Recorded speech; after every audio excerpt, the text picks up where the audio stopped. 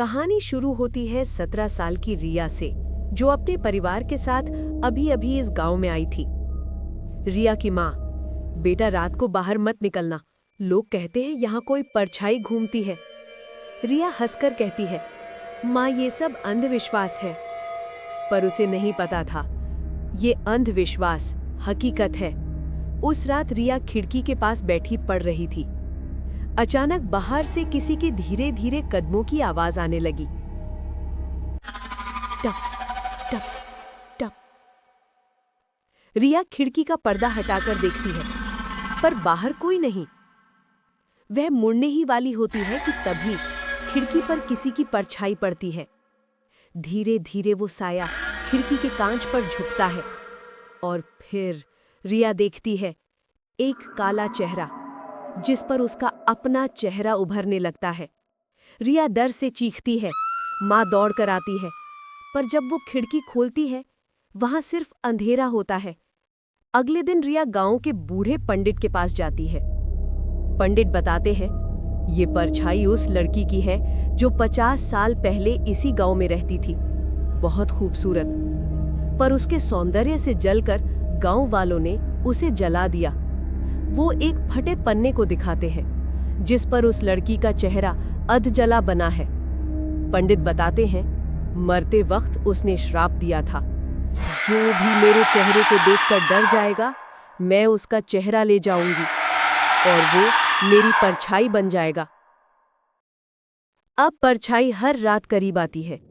रिया लगातार रात में उस परछाई को देखती है। हर रात वह पहले से ज्यादा पास आ जाती है। पहली रात खिड़की पर, दूसरी रात कमरे के बीच, तीसरी रात रिया के ठीक पीछे। अब रिया को नींद नहीं आती। चेहरा बार बार उसके ख्वाबों में उभरता है। उस रात रिया अकेली थी। माँ दवाई लेने शहर गई थी। आधी रात को रिया को बाथरूम से पानी टपकने की आवाज आती है। वो टॉर्च लेकर अंदर जाती है। सिंक पर पानी जमा है। वो ऊपर की तरफ देखती है। आईने पर किसी का काला हाथ छपा है। अचानक पीछे से आवाज आती है, रिया। वो घबराकर मुड़ती है, पर सिर्फ अंधेरा दिखता है। टॉर्च की रोशनी दीवार पर पड़ती है और दीवार पर उसका अपना चेहरा दिखता है, लेकिन बिना आंखों के, खून से बना हुआ। और उसके नीचे लिखा है, आज मैं तुम्हारा चेहरा ले जाऊंगी। रिया भय से चिल्लाती है। रिया कमरे में भागती है, दरवाजा बंद करती है। बाहर से काले नाखून जैसे खरोचने की आवाज। अचानक खिड़की खुलती है और परछाई अंदर आती है।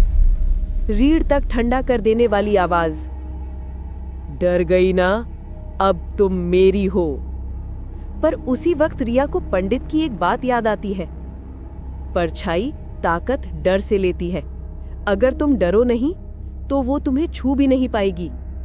रिया कांपती हुए खड़ी होती है, पर आंखें बंद करती है और कहती है, मुझे तुमसे डर नहीं लगता। परछाई रुक जाती है। उसका शरीर कांपता है, टूटने लगता है। उसके चेहरे से काला धुआं उठने लगता है और फिर एक जोरदार चीख के साथ वो हवा में गायब हो जाती है। अगले सुबह रिया माँ से मिलती है।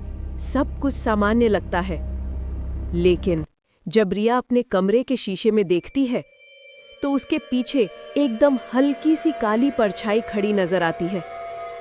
कहते हैं कि श्राप कभी खत्म नहीं होता, वो बस एक चेहरे से दूसरे चेहरे में बदलता रहता है।